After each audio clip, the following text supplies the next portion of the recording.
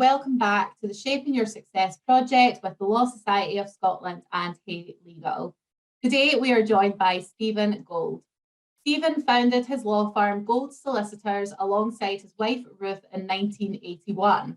By 2007, Gold Solicitors gathered a reputation as one of the UK's most innovative law firms. Now Stephen runs his own law firm consultancy business and is retained as a non-executive, trusted advisor and mentor to well-known firms on both sides of the borders. Thank you very much for joining us today, Stephen.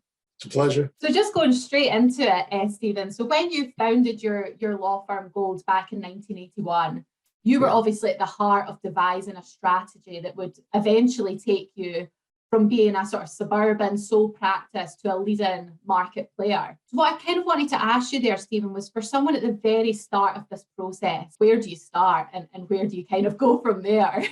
No, it's a great question. And one of the problems that you face is that there's a whole world out there and a million possibilities. And I can't tell you hand on heart that I had a brilliantly thought out strategy when we first started.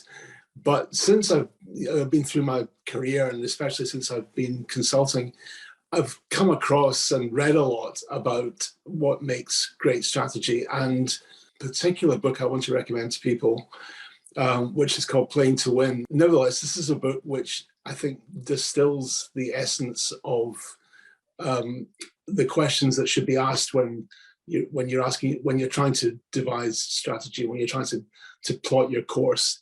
And they essentially break down the questions into 5. Number 1, what is your winning aspiration? What's the purpose of your enterprise?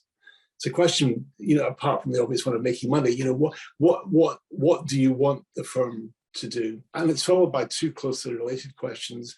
Where will you play and how will you win? Where will you play, meaning what markets do you want to be in? If you look at every successful firm, no matter how big, you'll see that what is common between all of them is a really clear understanding of what markets they are there to serve. I've heard often from firms I've worked with, I've sat down with them, we've looked at the whole practice, and sometimes I said to them, why do you do this area of work or that area of work? Because they don't seem to be doing it terribly well or making very much money at it. And the reply you get is often, well, it keeps the lights on. Yeah. But actually it doesn't keep the lights, to work in an unfocused way and to just sort of take what comes in the door and, be careless of whether it's really making you money or whether you're doing it well or whether you have the opportunity to really develop it, doesn't keep the lights on. In the end, it turns the lights off, which leads on to the next question. Having decided where will I play, the question becomes, how do I win? How do I stand out? How do I gain a competitive advantage over all the other people in the marketplace who are after the same kind of business that I'm in? And there's a multiplicity of answers to that question, but I think 1 or 2 points are worth making. First of all, you can stand out in a whole bunch of ways, but it's actually very hard to stand out by trying to maintain to people that you are the best lawyer there is in this particular discipline. And, even if you could prove it, clients, it's a shame to say, after all the effort we put into, developing our expertise, clients are not that interested. What they're interested in is that we fulfill the minimum level of competence required to do the job that you're being asked to do. And the thing that gets you over the line in winning business is not skill, although skill is obviously fundamental. It's service. It's being likable. It's being accessible. It's being a clear communicator in plain English. It's being empathetic. This doesn't just apply to lawyers, actually. There's a very interesting example 2 or 3 years ago of a Harvard professor of medicine who was preparing a lecture on what makes a great medical consultant. And he put out a tweet to his class saying, I'm doing this lecture. I'd like your opinions. What do you think? What makes a great doctor? What's interesting was that you'd think that skill and diagnosis would be number one. It was actually number five. What people said makes a great doctor, no, but first and foremost is empathy. People who think of doctors, their doctors as great doctors, are people that they feel they have a really keen personal relationship with. I actually relate this to my own personal experience. I've had cancer twice, but the ones I remember with most fondness are the ones you could really sit down and properly talk to. So service comes above skill. I think asking these questions, these principal questions, those are the foundations of great strategy. No, exactly. And I think just in terms of mentioning winning there, Stephen, and obviously with winning comes the other side of the coin, which is obviously losing and making mistakes. And obviously, yep. Stephen, you work with firms up and down the country, and I'm sure there are obviously a lot of variations in how they operate. But I suppose just in more general terms, what are the most common mistakes that you see that law firms and lawyers make when it comes to implementing strategy, business development? I think I wouldn't so much categorize it as a mistake as perhaps a mistake in approach. We start from a position where, if you scratch the surface of the average solicitor, you find somebody who's analytical, risk averse, petrified of personal failure. Mm. And these are all attributes which make us fantastic advisors, because it's our job to look out for the bear traps and keep our clients safe. But it can lead to an overly conservative approach when you're looking to win business. None of these attributes are those you'd apply to Richard Branson, for example. Yeah. And I'm not holding out Richard Branson as an example of anything in particular, but entrepreneurs are prepared to take a measure of risk. Now, of course, that risk has got to be managed. Be prepared to fail. Any rainmaker worth their salt will tell you that rejection is an inevitable part of the process. People will, no matter how fantastic you think you are or compelling you think your proposition is, sometimes for good reason or bad reason or actually no reason at all, people will say no, and the rejection can feel very personal and very painful if you've put a lot of time and effort into it. But but as I always say to people, a hair shirt is a very unbecoming garment. It doesn't do anybody. It doesn't do anybody any good. Yeah. I think the second thing is that in terms of winning work, people constantly underestimate the time it will take from first approach to first instruction. And a really early lesson, one of the first opportunities we got was with a major mortgage lender where we did a job for them. We did it very well. And on the back of that, they promised that all their work would come our way. Mm-hmm. And I naively believed them. Yeah. And it took 3 years.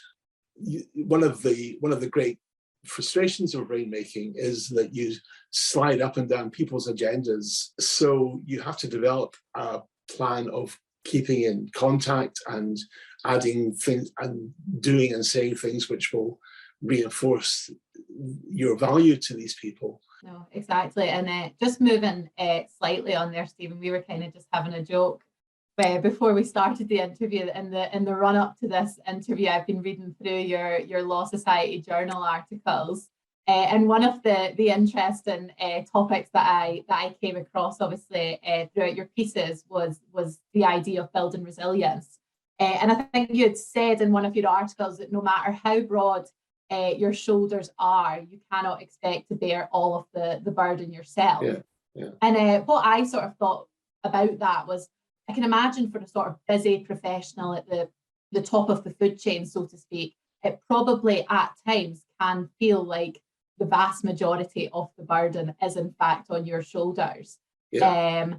So I suppose the question is, how can you create this resilience within your team or with your organization to overcome adversity as a whole, rather than just this massive burden being on? It's a really important question. The law is a tough business. You have to be physically and emotionally very robust. The first point I make is the one that you mentioned, is that I've heard of a good expression, which is you should create your own personal board of directors. In other words, you should have actively cultivate around you a group of people who you trust and who you can, whose counsel you value. It's a great mistake to be reluctant about admitting that you've got doubts, or you're feeling vulnerable, or you're assailed by negative thoughts, because sometimes there's situations that you're in make these thoughts and these feelings completely logical. Being proactive in seeking their support and their advice and their counsel. One thing that a 40-year career has taught me is that Armageddon tends not to arrive. Yeah. No matter how much you expect it.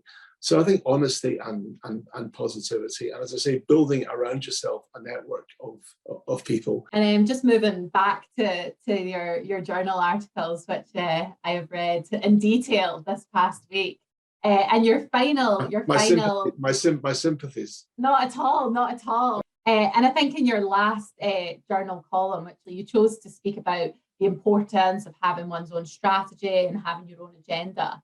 And within this article, you encouraged colleagues to listen to their heart. And you also wrote that our needs are spiritual. So as this was your last sort of journal article with us, you must have chosen this topic quite carefully. So I just wanted to ask, why did you choose to make that exact appeal? It's no secret that there are a lot of unhappy people in the law. The strains and pressures of the work, the approaches of managers and leaders in law firms, which sometimes leaves a good bit to be desired, demands of clients, and the lack of gratitude often of clients, the difficulty of doing what we do, the risks of screwing up, the relentlessness of dividing our day into 6-minute units and earning our bread that way. Mm-hmm. All of that contributes to a lot of unhappiness. Often I've seen really good, able people burning out or being truly miserable because they've been driven down a path which is probably not the best for them. And so my advice to listen to your heart means things like asking yourself, what kind of firm do I want to be in? I might be in a big or very big successful firm with a very dynamic corporate structure. Actually, is that what I want? It suits some people down to the ground. It doesn't suit a lot of people. Yeah. We should be honest about that. Yeah. Am I practicing the kind of law that really satisfies me? Mm-hmm. Or am I practicing the kind of law that makes money for my firm, but is in which I feel I'm either going through the motions or it doesn't leave me feeling satisfied? Mm-hmm. It's fundamental. Sometimes, this is maybe this is an extremist, but I think it's worth asking: do I want to be? People invest huge amounts of time and effort in the very difficult, demanding business of getting a law degree, going through the diploma, doing their training, then fighting their way up the greasy pole. It's interesting that you mentioned that, Stephen, because in our first month of content, we spoke to Kenneth Feinberg, and we asked him if he had any advice for trainees, and what he answered was, before you go to law school, apply to law school, ask yourself 100 times, do I want to be a lawyer? And if you have any doubt in the answer in that question, he says, don't do it. I 100%. This is exactly what the point I was about to make. If you're intelligent enough and talented enough and resilient enough to have got yourself a law degree and got yourself a job in a law firm, then you've got a lot going for you. It's absolutely worth asking the question and to check out with yourself whether you're applying them in a way which is going to give you the greatest degree of personal happiness. Exactly. And I suppose just at the heart of this is deciding where your passion is and making sure that you're making the most out of the talents that you have. Yeah, totally.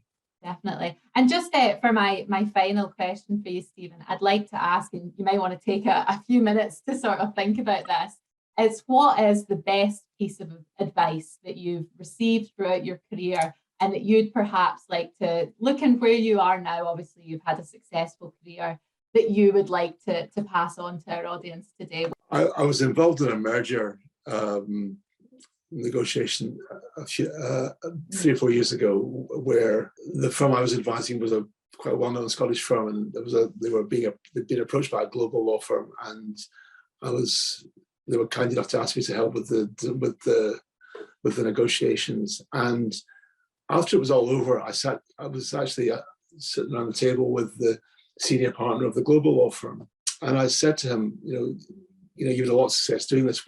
What's been your guiding principle? And he said, no dickheads. That's good advice.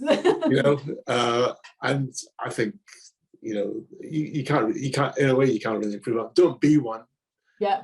And don't put up with them. To put it slightly more solemnly, don't work with people whose personal approach to life is antithetical to yours. Don't work with people who you find vexatious or de-energizing or demotivating or any of these things. Yeah. I appreciate we're not in an ideal world, and sometimes you have to make compromises, but as far as possible, work with people who will nourish you, who will take a genuine interest in you, who have the same values as you have, and who will do their best to help you succeed. Yeah, no, exactly. And that's really refreshing advice, Stephen. So thank you for that. So thank you so much, Stephen, for coming along and speaking to me there and taking the time out of your day. Oh, thank you. I'm sure there was many insights that people can take from that. The last point especially, I think, is a nice way to round it off. So thank you very much. And it's been a pleasure to talk to you. Thanks a lot. And thank you. Thanks very much.